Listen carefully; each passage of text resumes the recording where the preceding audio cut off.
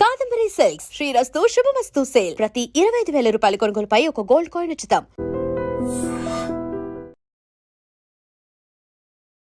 నమస్కారం, welcome to I dream. ధర్మ మార్గం విత్ విజిత కార్యక్రమానికి స్వాగతం.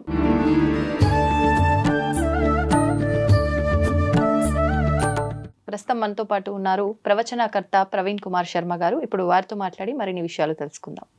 నమస్కారం అండి. నమస్తే అమ్మా, ఎలా ఉన్నారు? బాగున్నాను, మీరు ఎలా ఉన్నారు? అద్భుతంగా ఉన్నాను. నేను చూసినంత వరకు నా చిన్నతనం నుంచి జరిగిన వివాహాలకి ఇప్పుడు జరుగుతున్న వివాహాలకి, వివాహం అయితే జరుగుతుంది, దాంట్లో అయితే ఏ సందేహం లేదు. కానీ ప్రతి విధానంలో కూడా ఖచ్చితంగా మార్పు అనేది చూస్తూ ఉన్నాం. అంటే ఎవరికి నచ్చినట్టుగా వారు, ఎవరికి అనుగుణంగా వారు కొన్ని తంతులు అనేవి మార్చేస్తున్నారేమో అనిపిస్తుంది. మీరు అబ్జర్వ్ చేసినంత వరకు ఈ విధానం అలానే అనిపించిందా? అసలు నిజంగా శాస్త్రోక్తంగా ఒక వివాహ వ్యవస్థ ఏ రకంగా ఉండాలి, ఉండాల్సినట్టుగా ఇప్పుడు ఉంటుందా లేదా, దాని గురించి వివరణ ఇవ్వండి. మీరు చూసినప్పుడు ఎలా ఉండేది? నేను చూసినప్పుడు అంటే ఇంటి ముందరే వివాహాలు, కొబ్బరి మట్టలు ఉంటాయి కదా, వాటితోటే పందిర్లు అల్లి దాంతోటే ఏదైనా డెకరేషన్ ఉన్న ఆ పందిర్లతో అల్లిన దానికే చేసి ఇంటి ముందరే వివాహం ఉండేది. ఎంత పెద్దవాళ్ళదైనా సరే, చిన్న వాళ్ళదైనా సరే. లేదు అంటే ఆలయాల్లో ఉండేది. అంతేగాని ఇప్పుడు చూసుకుంటే ప్రతిదీ అంటే ఎంగేజ్ పెళ్లి చూపుల దగ్గర నుంచి ప్రతిదీ రిసెప్షన్ అని చెప్పి ప్రతిదీ ఫంక్షన్ హాల్స్లో. అంటే ఇదంతా ఆ ఫంక్షన్ హాల్లో అన్ని రకాల కార్యక్రమాలు జరుగుతూ ఉంటాయి. ఇంటి ముందర చేయాల్సిన ఆ తంత అనేదే కరెక్టు అని చెప్పి అప్పట్లో ఆ విధానం. భోజనాల విషయానికి వచ్చేసరికి కూడా కూర్చోబెట్టి ఆకు, అది అరటాకో లేదంటే వేరే ఇంకేదైనా ఆకో విస్తరాకో వేసి భోజనాలు వడ్డించటం. మండపం పైకెళ్ళి వధూవరులను ఆశీర్వదిస్తున్నారు అంటే చెప్పులు ఖచ్చితంగా కింద వదిలి పైకెక్కి వాళ్ళని ఆశీర్వదించేవారు. ఇప్పుడు ఆ విధానము కనిపించట్లేదు. ప్రతిదీ కూడా మనకంతా మార్పు అనేది నాకు అనిపించింది. మీరు ఏం చెప్తారు దాన్ని గురించి? డివైడ్ చేయాలి తల్లి. ఏ రకంగా? రామాయణ కాలంలో వివాహ వ్యవస్థ ఎలా ఉండేది, కృష్ణుడి కాలంలో వివాహ వ్యవస్థ ఎలా ఉంది? రాముడికి కృష్ణుడికి కొన్ని కోట్ల సంవత్సరాల వ్యవధి ఉంది. కృష్ణుడికి మనకి 5,000 సంవత్సరాల తేడా ఉంది.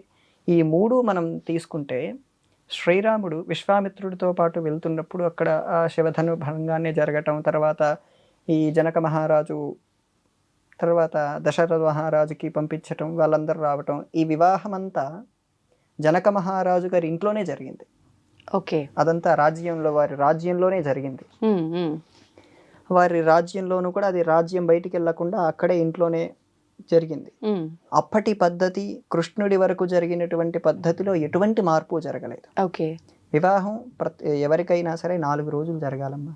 4 రోజుల వివాహం శాస్త్రం అనేది 4 రోజులు జరగాలని చెప్తుంది. ఓకే, ఏంటండి అంటే ఒక్కొక్క రోజు ఒక్కొక్క క్రతువు ఏం జరుగుతుంది? ఒక రోజు అంకురారోపణ అని, ఒక రోజు నాంది వాహనం అని, ఒక రోజు శేషహోమం అని, 4 రోజులు ఒక్కొక్క రకమైన పద్ధతులు ఉంటాయి. అంటే 4 వర్గాల వారు ఉన్నారు, ఒక్కొక్క వర్గానికి ఒక్కో రకంగా అని ఏమైనా విడతీయబడి? బ్రాహ్మణులకైతే ఖచ్చితంగా 4 రోజులు జరుగుతాయి. వైశ్యులకు, అలాగే శ్రీరాముడికి కూడా 4 రోజులే జరిగింది. క్షత్రియులు వైశ్యులకు అలాగే జరుగుతాయి. శూద్రులకు కూడా అలాంటి పద్ధతే 4 రోజులు జరిగేటువంటి వివాహ వ్యవస్థే ఉంది.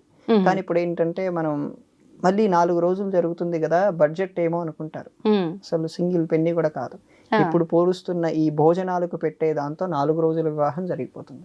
మరి ఇప్పుడు మీరు చెప్పినట్టు ఈ 4 వర్గాల వారు 4 రోజుల విధానమే ఉంది.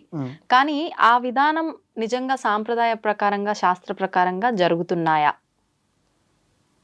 ఇప్పుడు చేసుకుంటున్నారు 4 రోజులు, 5 రోజులు, ఒక్కొక్క రోజు ఒక్కొక్క విధానంగా. సినిమా వచ్చిన తర్వాత కానీ అది వాళ్ళకి నచ్చిన విధానంలో మాత్రమే, వాళ్ళకి కన్వీనియంట్ గా మాత్రమే. ఒక రోజు బారాత్ అని, ఒక రోజు రంగులు చల్లుకోవడం అని, ఒక రోజు డాన్స్ వేయటం అని, మెహందీ, హల్దీ, డిన్నర్, నాకు తెలియదు, మీకే తెలుసు కాబట్టి. అవును, అలా అందుకు అలాంటివి జరుగుతున్నాయి కాబట్టి అదే కేసులో అదే స్పీడ్లో విడాకులు కూడా జరుగుతున్నాయి. సమాజం కూడా అంతే స్పీడ్లో పడిపోతుంది. నేను చెప్పిన కాలంలో, రామాయణ కాలంలో కానీ, శ్రీకృష్ణుడి కాలంలో కానీ విడాకులు అనే వ్యవస్థే లేదు. సమాజం ఇటు దారిపోయింది అనేటువంటి మాటే లేదు. అవును. ప్లస్ ఆ టైంలో ఒక క్రమశిక్షణ ఉండేది తల్లి. పెంచేటువంటి పిల్లవాడిని ఎలా పెంచాలి, వివాహం చేసుకున్న తర్వాత భార్యని ఎలా చూడాలి, ఈ క్లారిటీ వచ్చేది. కానీ ఇప్పుడు ఎలా వస్తుంది? చెప్పగలిగిన వారు ఉన్నారా? తల్లిదండ్రులు చెప్తున్నారా? ఈ పరిస్థితులన్నీ పరిశీలన చేస్తే సమాజంలో చాలా దోషాలు ఉన్నాయి. ఆ దోషాలన్నిటికీ కారణం తల్లిదండ్రులే కారణం అంటారు కదా. మొన్న ఇక్కడ మహేశ్వరం దగ్గర ఒక ఊరికి వెళ్ళానమ్మా. అక్కడ నేను ప్రవచనం చెప్తుంటే ఆ తల్లి జుట్టు విరబోసుకొని ఉంది. అమ్మ మీరు జుట్టు ముడి వేసుకోండి, మీరు ముడి వేసుకునే ఉండండి అని చెప్తే, నేను ఎందుకు వేసుకోవాలని, నేను వేసుకోను అని చెప్పి ఆవిడ అలాగే ఉంది. చెప్పినా కూడా అలాగే.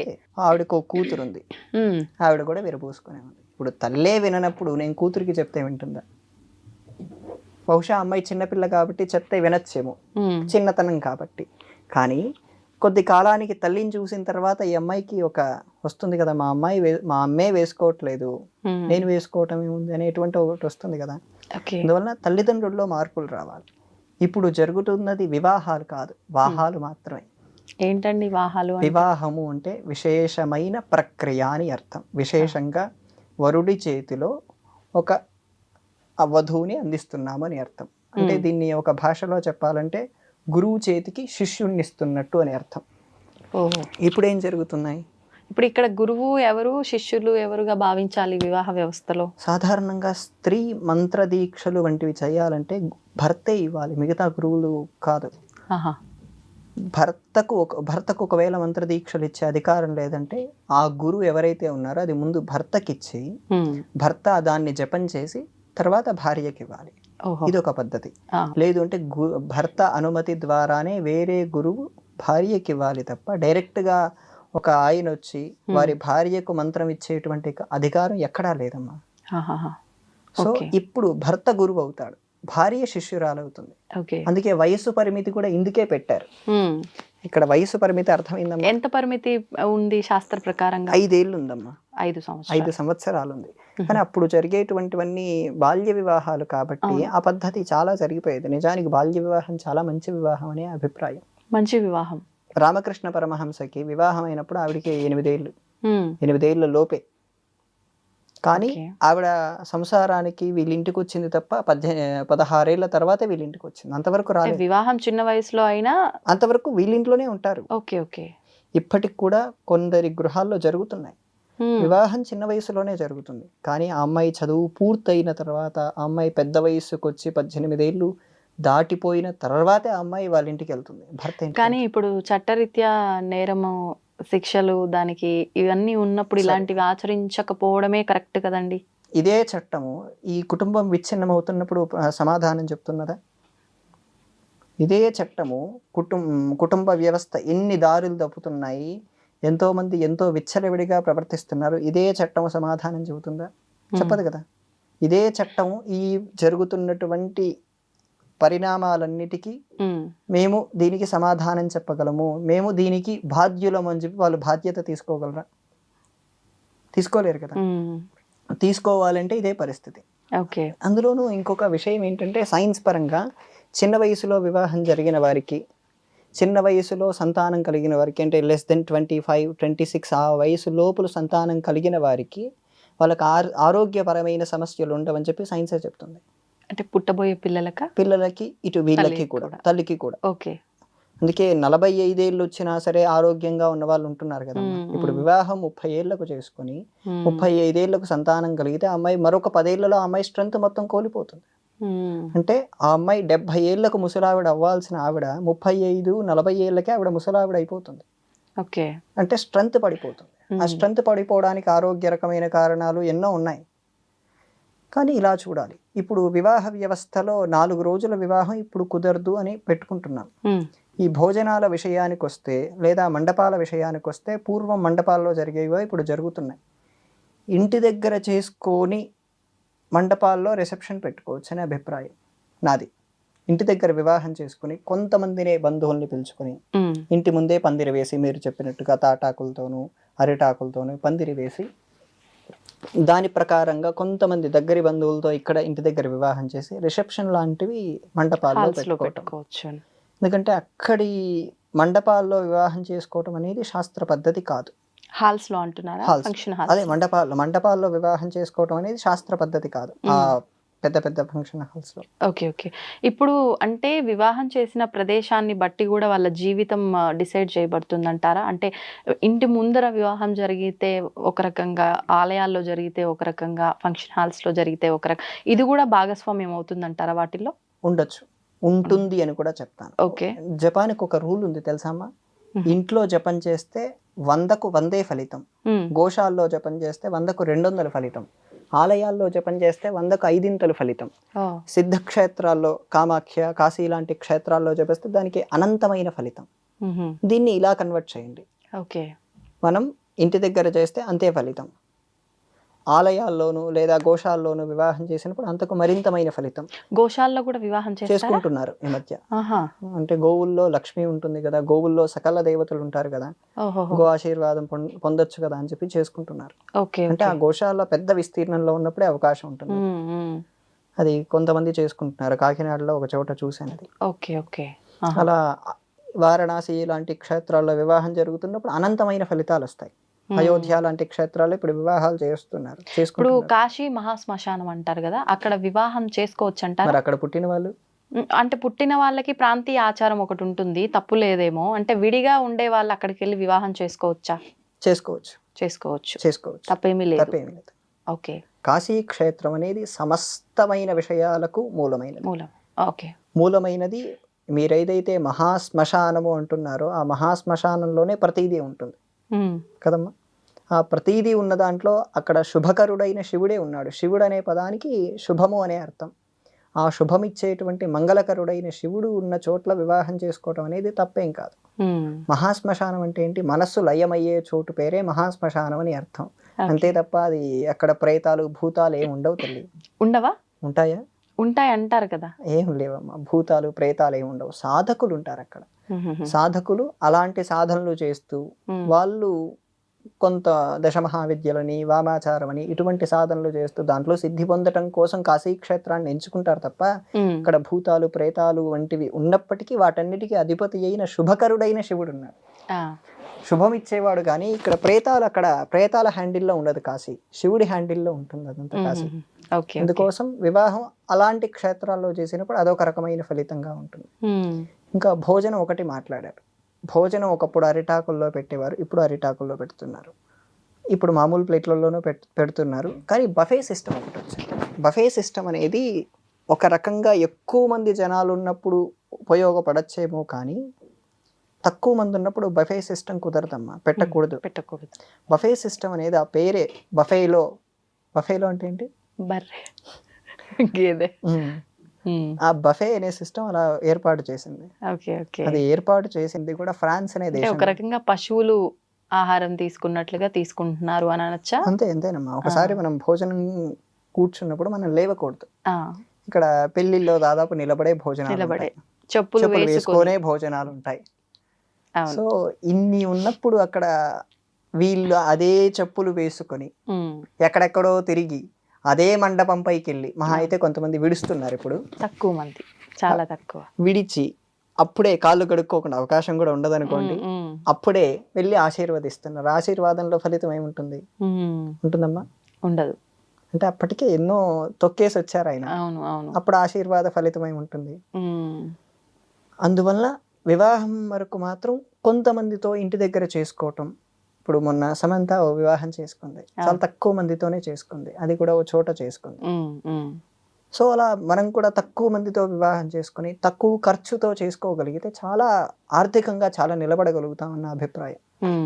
మండపాలకు పెట్టేటువంటి దానిలో మనం సగం ఖర్చు పెట్టినా వివాహం అయిపోతుంది. వాస్తవం అది మాత్రం. అంటే ఇది కూడా అనుకోవచ్చు, మీరు ఇందాక భోజనాల విషయంలో చెప్పినట్టు పబ్లిక్ మంది ఎక్కువ అవటం వల్ల ఇంటి ముందర ఇవన్నీ మేనేజ్ చేయలేరు.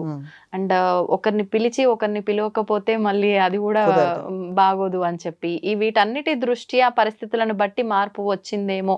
అంటే అలా రావటం వల్ల ఇబ్బంది ఏముంది అంటే మంత్రాలు, వాళ్ళ ఇరువురి జాతకాలు ఇవన్నీ దృష్టిలో పెట్టుకునే కదా వాళ్ళ ఫ్యూచర్ డిసైడ్ అవుతుంది. ఇవన్నీ చేసినంత మాత్రాన ఏమవుతుంది అనే వాళ్ళకి ఏం సమాధానం చెప్తారు? మంత్రాలు, వాళ్ళ జాతకాలు మాత్రమే కన్సిడర్, మిగతావి కన్సిడర్ కాదు. అవుతాయా? అవుతాయి. ఎందుకు? ఎంతవరకు అవుతాయండి? మాక్సిమం అవుతాయి. ఎందుకంటే అప్పుడు వీళ్ళందరినీ పిలవడం ఎందుకు? గెట్ టుగెదర్లా ఏదో పార్టీ పెట్టి మామూలుగా ఉండొచ్చు కదా, జస్ట్ ఒక చిన్న లాంటి ఫంక్షన్ చేసుకోవచ్చు కదా. వీళ్ళు ఎందుకు చేస్తున్నారు? అక్షతలు ఎందుకు వేయించుకుంటున్నారు? అప్పుడు వేయించుకుంటున్నారంటే వాళ్ళ ద్వారా మంచి జరుగుతుందనే అభిప్రాయమే కదమ్మా. వాళ్ళందరూ వస్తారు, ఆశీర్వదిస్తారు, సమ్ కైండ్ ఆఫ్ బ్లెస్సింగ్స్ మనం అక్కడ నుంచి వాళ్ళ దగ్గర నుంచి పొందుతామనేటువంటి అభిప్రాయం ఉంది కదా. ఉంది కాబట్టి పని చేస్తున్నాయి కదా, మీరే ఒప్పుకున్నారు. అంటే అన్ని దృష్టిలో పెట్టుకోవాల్సిందే ఖచ్చితంగా ప్రతిది. అప్పుడు అంటే ఇప్పుడు జరుగుతున్న ఈ విడాకుల విధానం ఇదంతా కూడా ఇవేమన్నా రీజన్ అవుతున్నాయంటారా? ఈ విధానాలన్నీ కరెక్ట్గా శాస్త్ర ప్రకారంగా ఆచరించకుండా ఎవరి పాటికి వాళ్ళు నచ్చినట్టుగా కంఫర్ట్స్ కోసం చేస్తున్న విధానాలను బట్టి ఇలా దారి తీసాయని వచ్చంటారా? దాదాపు జరుగుతున్న క్రమం అదే. కానీ ఇక్కడ ఏంటంటే కన్యాదానం అయిన తర్వాత తండ్రి కూతురికి బోధన చేయాలి. ఎందుకంటే ఆ అమ్మాయి వాళ్ళ ఇంటికి వెళ్తుంది కదా, వెళ్తున్నప్పుడు వాళ్ళతో ఎలా ప్రవర్తన చేయాలి, ఆ ప్రవర్తన చేస్తున్నప్పుడు ఎలాంటి పద్ధతి పాటించాలి, ఇవన్నీ తండ్రి బోధన చేయాలి. తండ్రి ఇప్పుడు ఏం చెప్తున్నాడు, వాళ్ళిద్దరు ఆస్తుల గురించే మాట్లాడుకుంటారు లేదా ఆ ఎమోషనల్లో కన్నీళ్లు పెట్టుకుంటారే తప్ప వాళ్ళిద్దరూ ఉండాల్సినటువంటి పద్ధతులు చెప్పట్లేదు. భర్త ఇంటికి ఈ అమ్మాయి కోడలు వచ్చినప్పుడు సమ్రాజ్ఞి భవ అని తీసుకొస్తారు. ఆ అమ్మాయి వాళ్ళ ఇంటికి ఈ మామగారి ఇంటికి వచ్చినప్పుడు ఆ అమ్మాయి సామ్రాజ్ఞురాణిలుగా, ఒక రాణిగారి ఇంటికి వస్తే ఎలా ఉంటుందో అలాగా చూసుకోవాలి. అలా చూసుకుంటున్నారా? లేదు. ఎలా చూసుకుంటున్నారు? కొన్ని కుటుంబాల్లో బాగా చూసుకుంటున్నారు మీరు అన్నట్టు రాణిలాగా. కొన్ని కుటుంబాల్లో అయితే ఏదో పేరుకి పెళ్ళి అండ్ ఇంట్లో ఒక పని మనిషిలా ఇలాంటి విధానాలు కూడా చూస్తున్నాం. అంటే వండి పెట్టి పిల్లలకు తల్లిగా ఉండి కుటుంబాన్ని నిలబెట్టడం కోసమే వచ్చింది అనే ఒక డ్యూటీ, ఏదో తన డ్యూటీ చేయడానికి వచ్చింది అనే విధానంలో చూసేవాళ్ళు ఉన్నారు. మీరు అన్నట్టు రాణిలా చూసేవాళ్ళు ఉన్నారు. అంటే వాళ్ళ కుటుంబ వ్యవస్థను బట్టి వాళ్ళ మెంటాలిటీస్ని బట్టి వెళ్తున్నాయేమో. వీళ్ళందరికీ సైకాలజీ ట్రీట్మెంట్ అవసరమేమో అనిపిస్తుంటుంది అలాంటి ఉన్న వాళ్ళందరికీ. ఎందుకంటే వాళ్ళు పని మనిషి కంటే హీనంగా చూస్తున్న కుటుంబాలని కూడా నేను చూశానమ్మా. ఆవిడ రోబోట్లా తయారు చేసి నిరంతరం పని చేయించుకుంటూ ఉన్న వాళ్ళు కూడా ఉన్నారు. వీళ్ళందరికీ ఓ సైకాలజీ ట్రీట్మెంట్ అవసరం. వీళ్ళందరినీ శాస్త్రం అయితే అసలు ఎట్టి పరిస్థితుల్లో ఒప్పుకోదు. ఇలా ఉండాలి, వాళ్ళందరినీ మనం వేధించినా తప్పులేదు, వాళ్ళని జైల్లో వేసినా కూడా తప్పులేదని నేను అంటాను. అలా స్త్రీని అలా బాధ పెట్టి చేసే వాళ్ళని. కొత్తగా వచ్చిన అమ్మాయి, అంతకుముందు మీకు వాళ్ళకు పరిచయం లేదు, కానీ అలా ఇబ్బంది పెట్టడం అనేది ఎట్టి పరిస్థితుల్లోనూ తప్పే. నిజం, వాస్తవం. అంటే కొన్ని సంవత్సరాల పాటు ఒక కుటుంబము, ఒక విధానము, ఒక ప్రాంతము అన్నిటికీ అలవాటు పడిన తను కొత్తగా ఒక దగ్గర అడుగు పెట్టింది అని అంటే ఆ కంఫర్ట్స్ తనకి ఉండేలా కల్పించాలి. అంతే, కల్పించి చిన్నగా వాళ్ళ కుటుంబంలో ఒక మనిషిలా అలవాటు చేసినప్పుడే తను అలవాటు పడగలుగుతుంది, అన్ని రకాలుగా బాగుంటుంది. ఇది కొన్ని నెలల ప్రాసెస్, వెంటనే జరగదు. అంటే కొంతమందికి అవుతుందేమో వెంటనే, కొంతమందికి అవ్వకపోవచ్చు. అయ్యేదాకా చెప్పుకోవడం, నచ్చ చెప్పుకోవడం ఈ విధానం అంతా ఉంటే బాగుంటుంది. మీరు అన్నట్లు ఒకప్పటి కాలంలో, ఇప్పుడు మనం ఇందాక మాట్లాడుకున్నట్టు ఉమ్మడి కుటుంబాలు ఉండటము, ఒకరి కాకపోతే ఒకరు ఏదన్నా అన్నా ఒకరు తెలియదులే చిన్నపిల్ల అని చెప్పి సర్దుకుపోయేలా, అంటే లోపల వాళ్ళకు ఉన్నప్పటికీ పైకి మంచి మాట చెప్పి వాళ్ళని ఆపటము, ఇలాంటి విధానాలు ఎక్కువగా చూస్తూ ఉండేవారు. వీటి వల్ల కొంచెం ముందుకు వెళ్తూ ఉండేది కుటుంబం ప్రశాంతంగా. ఉమ్మడి కుటుంబంలో ఉన్న ప్రధానమైన అద్భుతమైనది ఏంటంటే, మీ పిల్లల్ని మీరు చూసుకోకూడదు, మీ వదిన గారు, మీ అక్కయ్య గారు వాళ్ళ పిల్లల్ని మీరు బాగా చూడాలి, వాళ్ళు మీ పిల్లల్ని బాగా చూస్తారు. అర్థమైందా మీకు? మీ అన్నయ్య, మీ భర్త వాళ్ళ అన్నయ్య పిల్లలు ఉన్నారు, వాళ్ళని మీరు బాగా చూడాలి. మీ అక్కయ్య గారు ఆవిడ మీ పిల్లల్ని బాగా చూస్తారు. సో అక్కడ ఏంటంటే భేదం రాకుండా ఉంటుంది. భేదం వస్తేనే కదా గొడవలు వచ్చాయి. ఆ భేదం రాకుండా ఉండేటట్టుగా కుటుంబ వ్యవస్థ అన్ని వందల సంవత్సరాలు మనల్ని కాపాడింది. కానీ ప్రజెంట్ నేను నాది అనే స్వార్థంతో వెళ్తున్నప్పుడు అది ఎట్లా సాధ్యపడుతుందంటారు అసలు? అందుకే ఉమ్మడి కుటుంబాలు లేవేమో అని చెప్పొచ్చు అంటారా? ఉన్నాయి, వేరే ఫార్మేషన్ లో ఉన్నాయి. ఏ రకంగా? మార్వాడి వాళ్ళ కుటుంబాలు చూసారనుకోండి, వాళ్ళ కుటుంబాలు ఎలా ఉంటాయి, విల్లాస్ టైప్ లో ఉంటాయి. ప్లస్ కింద ఫ్లోర్ లో ఒకరు, పై ఫ్లోర్ లో ఒకరు, ఆ పై ఫ్లోర్ లో ఒకరు, ఒకే ఇంట్లో విడిగా కానీ భోజనం మాత్రం ఒకే చోట. అర్థమైందమ్మా? అర్థమైంది. అలాగే సినిమా వాళ్ళలో కూడా ఉమ్మడి కుటుంబాలు ఉన్నాయేమో అనిపిస్తుంటుంది కొన్ని సందర్భాల్లో, కొంతమందిలో. ఎందుకంటే వాళ్ళు కింద ఫ్లోర్ లో ఒకరు, పై ఫ్లోర్ లో ఒకరు, ఆ పై ఫ్లోర్ లో ఒకరు భోజనానికి ఒక చోట కలుస్తారు, ఆ 10 నిమిషాలు మాట్లాడతారు, మళ్ళీ వెళ్ళిపోతారు. మొత్తానికి విడిగా ఉండి 2-3 ఉండేదానికన్నా ఇది బెటర్ ఏమో. ఇదొక అంటే ఫార్మేషన్ మారింది. ఓకే, అంటే పరిస్థితులను బట్టి ప్రతి ఒక్క దాంట్లో మార్పు వస్తుంది, మార్చుకుంటున్నాము అనుకోవచ్చు అంటారా? ఇది యుగ ధర్మమే ఈ రకంగా ఉంది అనొచ్చు అంటారా? యుగ ప్రభావం అయితే ఖచ్చితంగా ఉంది, కానీ పరిస్థితుల్ని మనం ఎలా హ్యాండిల్ చేస్తున్నాం అనే దాన్ని బట్టే ఉంటుంది. ఇప్పటికీ కొన్ని ఉమ్మడి కుటుంబాలు ఉన్నాయి, వీళ్ళ పరిస్థితులు ఎంత కఠినంగా ఉన్నా వాళ్ళు కలిసే ఉన్నారు. నేను ఈ మధ్య వాళ్ళని కలిసి వచ్చాను తూర్పుగోదావరి జిల్లాలో. వాళ్ళు 20 మంది కలిసి ఒకే కుటుంబంలో ఉంటారు. అందరూ కలిసి 1,50,000 ఎంతో సంపాదిస్తారు. 50,000 కుటుంబానికి ఖర్చు అయిపోతుంది, మిగతా 1,00,000 రూపాయలు మిగిలిపోతుంది. అంటే కుటుంబంలో ఉండే నలుగురు మగవాళ్ళు కలిసి 1,50,000 సంపాదిస్తే ఈ నలుగురు మీద 50,000 ఖర్చు, 1,00,000 రూపాయలు మిగులుతుంది. సో వాళ్ళు చాలా అంటే కష్టమైనా సరే పాతకాలపు ఉమ్మడి కుటుంబ పరిస్థితిని తట్టుకొనే నిలబడుతున్నారు ఇప్పుడు లేకపోయినా.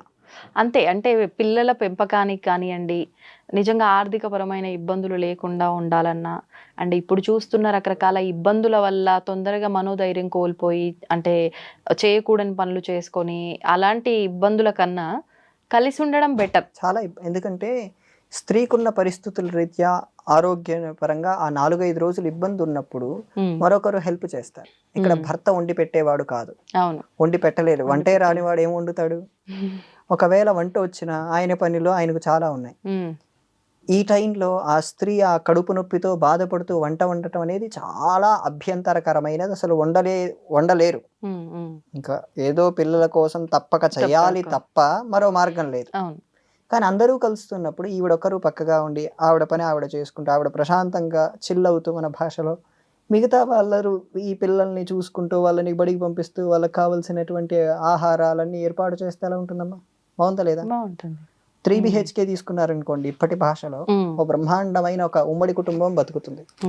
అవునా కాదా? అలా కుటుంబ వ్యవస్థ దారి తప్పకుండా ఉండగలిగితేనే భారతదేశం నిలబడుతుందని నా అభిప్రాయం. భారతదేశానికి మిగతా దేశాలకు పోలికేంటి? భారతదేశం అంటేనే కుటుంబం. వసుధైవ కుటుంబకం అనే ఒక మాట ఉంది కదమ్మా. మనం అందరం ఈ విశ్వాన్ని ఒక కుటుంబంగా భావిస్తాం.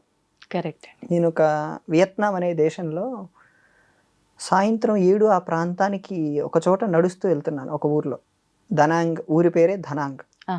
ఆ ఊర్లో వెళ్తుంటే కుటుంబం అంతా కలిసి కిందే కూర్చొని చేతులతోనే భోజనం చేస్తున్నారు. ఆ ఊర్లో ఇక్కడి నుంచి వాళ్ళకు మతం అంటే తెలియదు, దేవుడు అంటే తెలియదు. దేవుడు అంటే బుద్ధుడు అని తెలుసు. వాళ్ళు బుద్ధుడు అని తెలిసిన వాళ్ళు ఏం పూజించారు. Most of the people are నమ్మకం లేనివారు. వాళ్ళకు దేవుడు గాని భక్తి గాని ఏం లేనివారు ఎక్కువ శాతం మంది. వాళ్ళు అందరూ కలిసి ఇంట్లోనే కూర్చొని కిందే కూర్చొని చేతులతో భోజనం చేస్తున్నారు. విదేశాలకు వెళ్ళినప్పుడు చేతులతో భోజనం చేయడం అనే పద్ధతి మనం చూడం, కానీ వాళ్ళు చేతులతో భోజనం తింటున్నారు. నాకు ఆశ్చర్యం వేసింది. నేను వెళ్ళి అడిగాను, నేను ఎవరో తెలియదు, ఒక టూరిస్ట్ అని చెప్పి. నేను గూగుల్ ట్రాన్స్లేట్ లో ఉంటుంది వియత్నమీస్ భాషలో, నేను తెలుగు భాషలో పెట్టుకొని నేను రాసిందంతా అక్కడ చెప్తున్నాను. వాళ్ళు చదువుతున్నారు. రండి అని చెప్పి తీసుకెళ్లారు. అమ్మ ఎందుకు ఇలా కూర్చున్నారు, ఎందుకు చేతులతో తింటున్నారు, ఎవరు నేర్పించారు, నాకు ఇదంతా కొంచెం ఆశ్చర్యంగా ఉంది నేను అని చెప్పి అడిగితే, మాకు పూర్వీకులు నేర్పించారు, వాళ్ళు నేర్పించిన దాన్ని మేము వదిలిపెట్టలేదు, అది అలాగే కంటిన్యూ చేస్తున్నాం, నచ్చింది మాకు అన్నారు. ఫస్ట్ నచ్చింది, కంటిన్యూ చేస్తున్నాం. వాళ్ళు లెక్క పెట్టుకునేది కూడా ఇలాగా 1 2 3 4 5 6 పాత పద్ధతి. అది చాలా నచ్చాయి. అక్కడ చంపా అనే ఒక దేశం, చంపా అనే ఒక కింగ్డమ్ ఉండేది, హిందూ కింగ్డమ్. వాళ్ళు పరిపాలన చేశారు, వాళ్ళు కూడా ఇప్పుడు ఉన్నారు. తర్వాత అక్కడ వేరే కమ్యూనిస్టు లాంటివి వచ్చాయి. అక్కడ ఒక ఆవిడ చెప్పింది, వాళ్ళ దగ్గర లక్ష్మీదేవి విగ్రహాలు ఉన్నాయి. ఒక కొట్టులో లక్ష్మీదేవిని కమలశ్రీ అని పిలుస్తున్నారు వాళ్ళు. కమలశ్రీ మన పేరే కదమ్మా. అంతే కదా. శివుడి విగ్రహాన్ని చెక్క బొమ్మతో, బుద్ధుడి బొమ్మలు ఎలా అయితే రోడ్ల పైన అమ్ముతుంటారో అలా అమ్ముతున్నారు. నాకు ఆశ్చర్యం వేసి అడిగితే, మా పూర్వీకులు నేర్పించారు, నేను వదిలిపెట్టలేదు అంటే చెక్క పని చేసే ఆయన. ఈ విగ్రహం కొట్టావిడ ఏం చెప్పిందంటే, మా వాళ్ళు ఈవిడిని దేవతగా భావిస్తారు, ధనానికి అధిపతిగా భావిస్తారు, ఈవిడిని పూజ చేస్తే డబ్బులు వస్తాయి, మాకు వ్యాపారం బాగా నిలబడుతుందని చెప్పారు, నేను చేస్తున్నాను.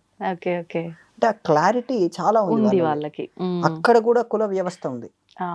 ఒక ఊర్లో చాలా లోతట్టు గ్రామానికి వెళ్ళాను, ఈ ధనాంగ నుంచి ఒక 60-70 కిలోమీటర్లు దాటి.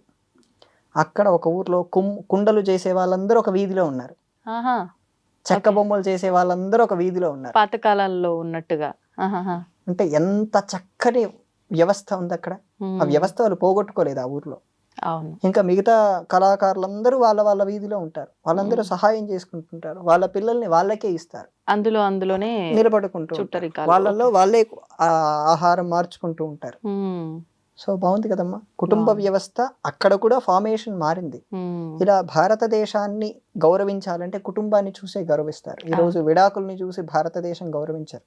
విడాకులు అనేటువంటి వ్యవస్థ 1960లో వచ్చిందమ్మా, ముందు నుంచి లేదు. 1960 కంటే ముందు విడాకులు తీసుకున్న వారు 47 నుంచి 60 మధ్యలో 6 మందే. అంటే ఆ 13 ఏళ్లలో 6 మంది మాత్రమే విడాకులు తీసుకున్నారు. ఈ మధ్యలో అంటే ఇప్పుడు ఇబ్బందులేమో చాలా అనిపిస్తున్నాయి. ఇబ్బందులకు అనుగుణంగా తట్టుకొని ఉండలేము అనే ఒక బాధతో విడిపోతున్నారు. అప్పట్లో అసలు ఇబ్బందే లేదంటారా? అంటే మొగుడు పెళ్ళాల మధ్య కానియండి, కుటుంబంలో విరోధాలు కానియండి, అసలు ఉండేదే కాదా? ఎవరిండ్లలో ఉన్నా కూడా సర్దుకుపోయేవారా? ఉన్నాయి, ఎందుకు లేవు? రాముడికి సీతమ్మ వారికి కూడా ఉన్నాయి. వాళ్ళు సర్దుకుపోలేదా? అన్ని వేల సంవత్సరాలు జీవనం చేశారంటే మనం ఎందుకు ప్రతి సంవత్సరం శ్రీరాముని కళ్యాణం చేస్తాం? వాళ్ళనే ఆది దంపతులుగా ఆదర్శ దంపతులుగా ఎందుకు చెప్తున్నాం? అవును. అంటే సర్దుబాటుతనం అనేది స్త్రీలో తగ్గిపోయింది, పోలేదంటున్నాను, తగ్గిపోయింది అంటున్నాను. మళ్ళీ ఎందుకు స్త్రీలనే అంటారు? పురుషుల్ని కూడా అంటాను ఈ మధ్య అంటున్నాను. మొదట్లో స్త్రీయే, ఎందుకంటే విడాకులకి కారణం మొదటి కేసు భారతదేశంలో మగవాడే వేశాడు. మగవారే వేశారు. వద్దు నాకు విడాకులు అంటే కావాలి. ఆ అమ్మాయికి చిన్నప్పుడే పెళ్ళయింది, 7 ఏళ్ళు కలిసి ఉన్నారు. కలిసి ఉన్నప్పటికీ ఆ అమ్మాయికి ఇష్టం లేదు ఇతనితో కలిసి ఉండటం. ఆ అబ్బాయి కూడా ఎందుకులే అని చెప్పి ఈ కేసు వేయటం, తర్వాత చాలా సెన్సేషన్ సృష్టించటం. అప్పుడు వాళ్ళిద్దరు విడిపోవటం జరిగింది. ఫస్ట్ విడాకులు అప్పుడే జరిగాయి. అంతకు ముందు విడాకులు లేవంటే లేవు. విడాకులు అనేటువంటి వ్యవస్థ 1947 కంటే ముందు లేదు. కానీ అప్పుడున్న ఈ విడాకులు ఇదంతా పక్కన పెడితే ఇప్పుడు సినిమాల్లో చూపించినట్టు పెద్ద మనుషులు ఉండి వాళ్ళు మాట్లాడి అంతా నార్మల్ చేయడము ఇలాంటి వ్యవస్థ ఉండేదేమో కదండి. అవునమ్మా, అది చాలా మంచి వ్యవస్థ నిజానికి. ఈరోజు మొన్న ఈ మధ్య ఒక ఆర్టికల్ వచ్చింది. ఇప్పుడు కోర్టుల్లో ఉన్నటువంటి కేసుల్ని మొత్తం పరిష్కారం చేయాలంటే 415 సంవత్సరాలు పడుతుంది. వామ్మా. ఇప్పుడున్న కేసులన్నీ పోవాలంటే 415 సంవత్సరాలు. ఎన్ని తరాలు వీళ్ళుంటారు? ఎన్ని తరాల జడ్జిలు ఉంటారు? అంటే ఇంకా ఒక రకంగా చెప్పాలంటే వాటి పరిష్కారం దొరకదని అంతే అంటారా? అంతే. వాటికి కావాలని పెంచుతున్నారు. అంటే ఇప్పుడు ఉదాహరణకు ఒకరు విడాకుల కేసు వేశారు, వెంటనే వాయిదా ఇవ్వటం. వాళ్ళు వచ్చిందే దానికోసం, వీళ్ళు వాయిదా ఇవ్వటం ఏంటి? మధ్యలో మనిషిని పెడతారు, మాట్లాడతారు, కుదరదు, తీసే 6 నెలలు, సంవత్సరం, 2 ఏళ్ళు, 5 ఏళ్ళు అయినటువంటి కేసులు కూడా ఉన్నాయి. కొంతమందికి నెలలో కూడా వెళ్ళిపోవచ్చు. ఈ మధ్యలో ఏంటంటే వాళ్ళిద్దరి మధ్య ఒకటి జరుగుతుంది. వాళ్ళకు ఎందుకు వెళ్ళిపోవాలి, లాయరు ఇంకొక ఆవిడ మధ్యలో ఉండి మాట్లాడతారు. తెలుసమ్మా ఈ విషయం? ఒక కేసు కోర్టుకి వెళ్ళాక వాళ్ళిద్దరికి ఎందుకు వాళ్ళిద్దరూ నచ్చ చెప్పడానికి ప్రయత్నం చేస్తారు, కానీ కుదరదు. ఈ మధ్యలో ఎవరు ఉండాలంటే ఈ వారధిగా ప్రవచనకర్తలు ఉండాలని నా అభిప్రాయం. అర్థమైందమ్మా? ఇప్పుడు ఒక భార్య భర్త మేము కలిసి ఉండలేము అని చెప్పి కోర్టుకి వెళ్ళారు. కోర్టుకి వెళ్ళినప్పుడు వాళ్ళకు కోర్టు వీళ్ళ దగ్గరికి పంపిస్తుంది, మీరు ఎందుకు కలిసి ఉండాలనుకుంటున్నారు, ఏదో ఒక 5-10 నిమిషాలు ఆవిడ చెప్తుంది, వాళ్ళిద్దరూ కోపంగా తిట్టుకొని వెళ్ళిపోతారు, అయిపోతుంది.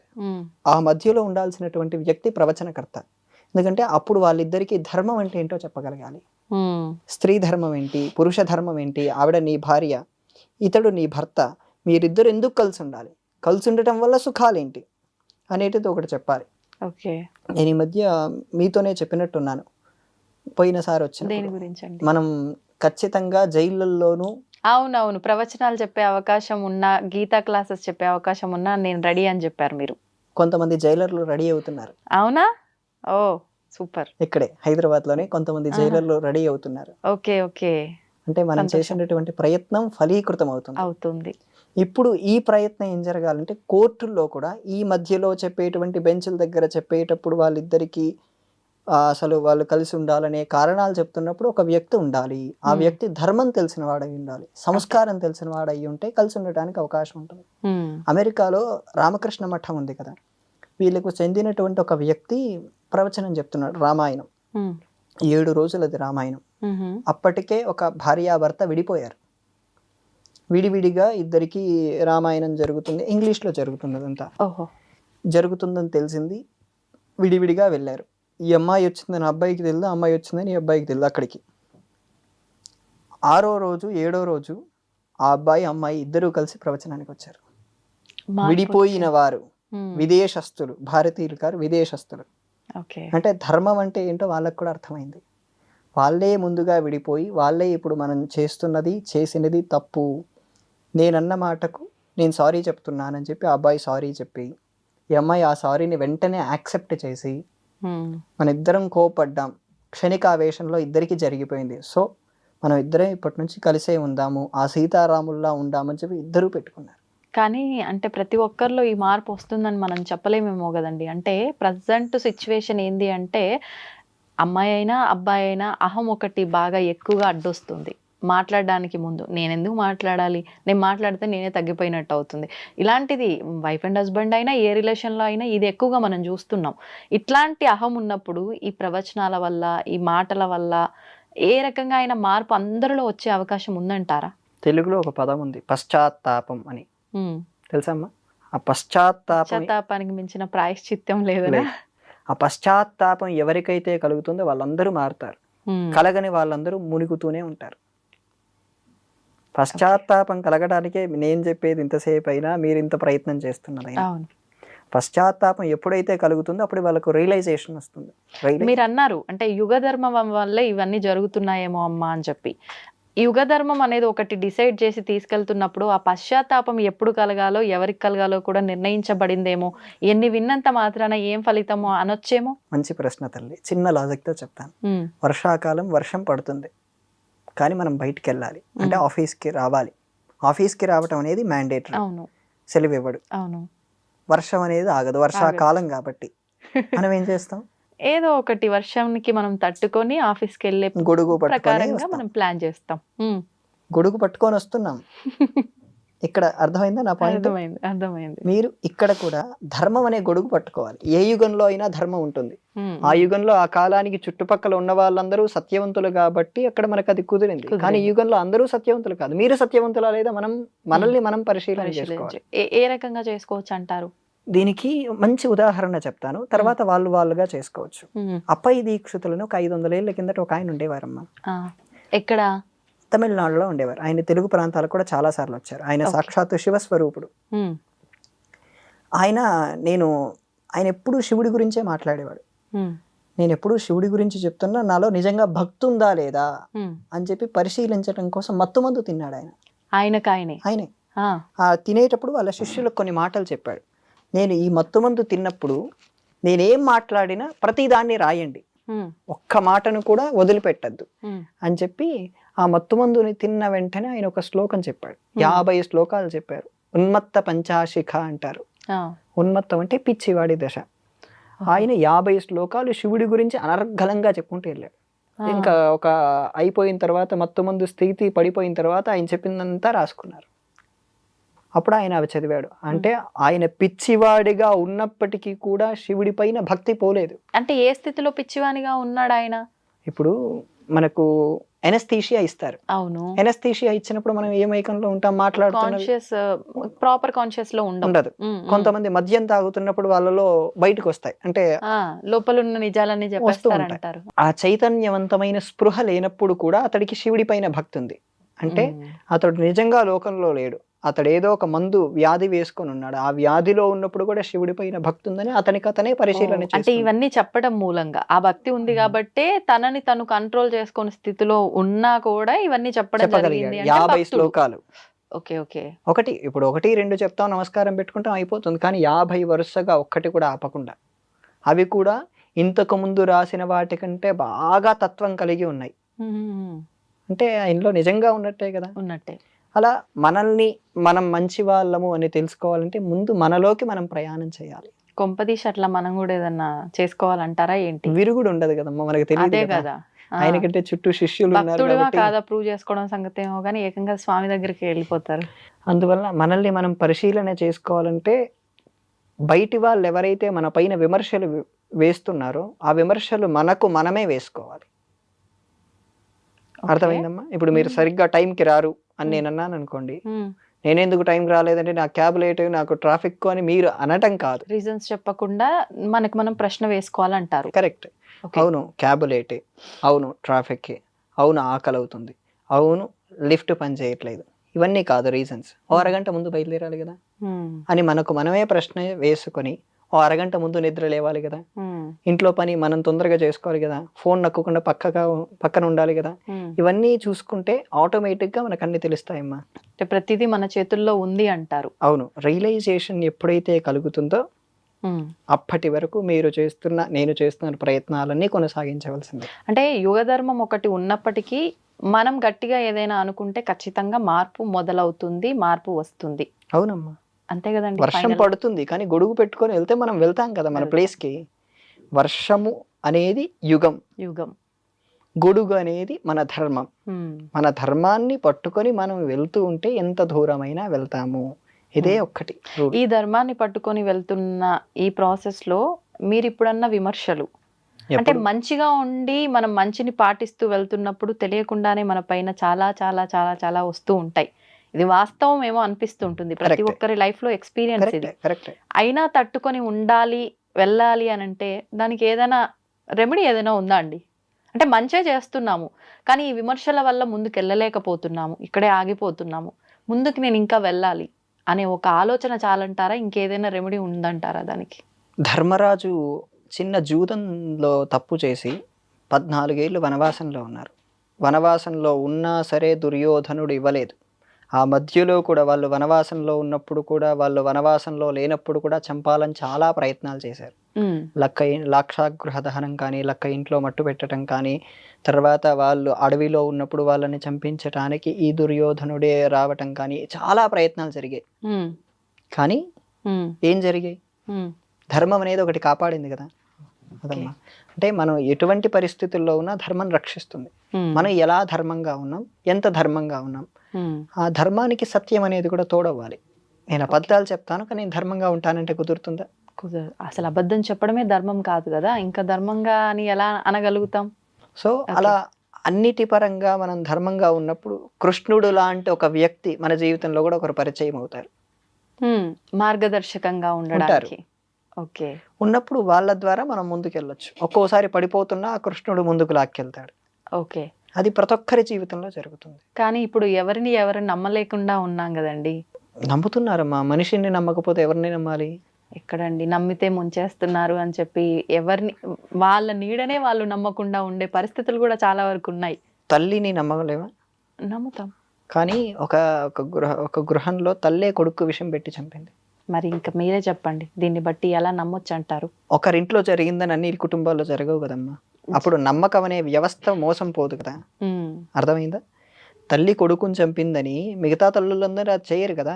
ఉమ్, ఒక్కరెవరో మోసం చేశారని మిగతా అందరిని అలా మోసం చేస్తున్నటువంటి సంఘటనలు ఎక్కడైనా చూస్తామా? చూడం కదా. సో నమ్మకం అనేది ఉండాలి, మోసపోతూ ఉండాలి. మోసపోయినప్పుడే అనుభవాలు వస్తాయి. అనుభవాలు వచ్చినప్పుడే జీవితం ఏంటో అర్థమవుతుంది. అంటే మోసపోతున్న ప్రతిసారి మళ్ళీ మోసపోవడానికి సిద్ధంగా ఉండకుండా అర్థమవుతుంది. ముందుకెళ్ళడానికి ఆ మెలకువలు నేర్చుకుంటాం అంటారు. ప్లస్ ఏంటంటే ఆ వ్యక్తి మనం నిజంగా నమ్మదగిన వాడా లేదా అని ఒక క్లారిటీ వస్తుంది. కరెక్ట్. అవును, ఒక అంచనా వేయగలుగుతారు. ఆ క్లారిటీ వచ్చినప్పుడు అతన్ని మనం నమ్ముతున్నామా లేదా అతడితో కొంతకాలమే ప్రయాణం చేస్తున్నామా, దీర్ఘకాల ప్రయాణం చేస్తున్నామా అనేది ఒక క్లారిటీ వచ్చినప్పుడు ప్రయాణం. ఇది భార్యాభర్తల విషయంలో కూడా వర్తిస్తుందా? నిజంగా వర్తిస్తుంది. ఎలా అంటారు? ఒక స్త్రీకి వివాహం అయింది, కొద్ది రోజుల ముందే వాళ్ళకు పరిచయం, ఇద్దరి మధ్యలో ట్రస్ట్ ఇష్యూస్ ఉన్నాయి. ఆ ట్రస్ట్ ఇష్యూస్ని పోగొట్టుకోవడం కోసం ఒకరికొకరు సహాయం చేసుకోవాలి, ఒకరికొకరు మాట్లాడుకోవాలి. ఆ మాట్లాడుకున్నప్పుడు ఆ అమ్మాయికి ఏవైతే అవసరాలు ఉన్నాయో ఇతడు తీర్చినప్పుడు, ఇతడికి వంట కావాల్సినవి చేసి పెట్టడమో లాంటివి ఏవైనా ఇవి చేసినప్పుడు ఇద్దరి మధ్యలో సన్నిహితం కుదురుతుంది. ఒక కైండ్ ఆఫ్ ఫ్రెండ్షిప్ కుదురుతుంది. ఆ ఫ్రెండ్షిపే లవ్ అవుతుంది. ఆ లవ్ అవడానికి టైం పడుతుంది. ఆ టైం పట్టే మధ్యలో ఇద్దరు అబద్ధాలు ఆడకూడదు, ఇద్దరు ఆ బాండేజ్ అనేది ఇద్దరు మెయింటైన్ చేయాలి. బాండ్ అనేది మెయింటైన్ చేస్తున్నప్పుడు ఇప్పుడు చెప్తున్నటువంటి ఏదైతే ఉందో అది ఖచ్చితంగా యాడ్ అవుతుంది. దేనికైనా కొంచెం సమయం ఎవరికైనా పడుతుంది. అంటే కాలానికైనా సరే, మనిషికైనా సరే, దేనికైనా కొంచెం ప్రతిదానికి హీలింగ్ అవడానికి టైం పడుతుంది అన్నట్లు దేనికైనా కాస్త సమయం పడుతుంది కాబట్టి ఆవేశపడకుండా ఓపికతో ఉండాలి. కాలమే ప్రతిదీ నిర్ణయిస్తుంది. మీకు సమర్థత ఉంది అంటే మీకు ఇప్పుడు కాలం మీకు ఇచ్చినటువంటి సమర్థత, మీ సొంత ప్రయత్నం కాదు. ఓ 50 ఏళ్ల తర్వాత ఇదే కాలం మిమ్మల్ని పడుకోమని చెప్తుంది, ఇంట్లోనే ఉండు, మీ పిల్లలకి పెళ్లి చెయ్యి, వాళ్ళని చూసుకో తప్ప ఇప్పుడు తిరగద్దు అని చెప్తుంది. కాలం ఇచ్చిన సమర్థతే తప్ప మనదేమీ లేదు. అంతే. కాలాన్ని ఎవరు అతిక్రమించి ఉండలేరు. కాలోహి దురతిక్రమ అని ఒక మాట భారతంలో చాలా సార్లు వస్తుంది.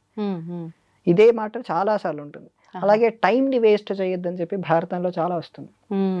టైంని ఎట్టి పరిస్థితుల్లో వేస్ట్ చేయొద్దు. నిజానికి ఈ పద్ధతిని భారతంలో చెప్తున్నది ఏంటంటే, ఇప్పుడు చేస్తున్న పనిని ఇప్పుడు ఏదైతే చేస్తున్నారో వెంటనే పూర్తి చేయి, సాయంత్రం చేయాల్సింది మధ్యాహ్నమే పూర్తి చేయి, సాయంత్రం చేయాల్సిన దాన్ని రేపొద్దున చేయాల్సింది సాయంత్రమే పూర్తి చేయి.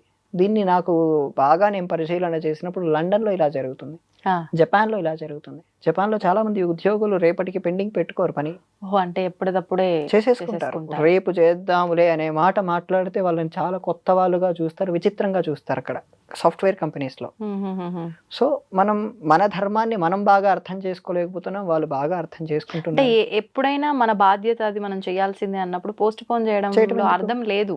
అది బాగా అర్థం చేసుకున్నప్పుడు చాలా ముందుకెలుగుతాం. సంతోషం అండి, చాలా చక్కటి వివరణ. ఎక్కడో మొదలుపెట్టి ఎక్కడికో వచ్చేసాం మొత్తానికి మనం. ధన్యవాదాలండి. And for more videos, Please subscribe to iDream. Please subscribe to iDream. Please subscribe iDream. And please subscribe to iDream. For more videos, subscribe to iDream. please like, share and subscribe to the channel. Congratulations, iDream. Subscribe to iDream. Subscribe to iDream. So subscribe to iDream Media. iDream की iDream team अंदर की huge congratulations. Please subscribe iDream Media. Please subscribe to iDream. Subscribe iDream. Please subscribe to iDream. iDream అంటే నా కళల channel subscribe చేసుకున్న నోరు తిరుగుతలేదు, మీరైతే గంట గుర్తు కొట్టండి. For more such videos, please subscribe to iDream. Subscribe to iDream. Please subscribe to iDream. Please subscribe iDream Media. Please do subscribe to iDream. Please subscribe to iDream Media. For best entertainment and information, please subscribe iDream. And don't forget to subscribe to iDream.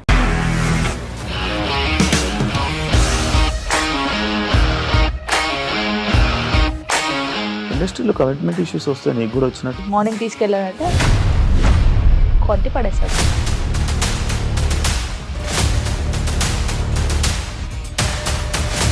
ఒక్కళ్ళు కూడా చూడలేదు ఈ cinema అని చెప్పడానికి కూడా చాలా ధైర్యం కావాలి. అది నిజం కదా, దాంట్లో ధైర్యం ఏంటి? ఇది నెక్స్ట్ డే ప్లేట్ మార్చేస్తే తప్పు కదా. As of now, we are comfortable this అని నేను అనుకుంటున్నాను. రష్మిక గారిది మీది ఒకే ఊరంట కదా. నీకు కోపం వచ్చిందంటే బాగా తిట్టేత్తరా? తిట్టేద్దామండి. నిజంగా గేమ్ ని ఎలా చేంజ్ చేయగలిగారు? ఏపీఎస్ఎఫ్సి వాళ్ళకి 6 నెలల్లో నేను 6 లక్షలు కట్టా. బిజినెస్ చేయాలనుకుంటే it is as difficult as riding a tiger.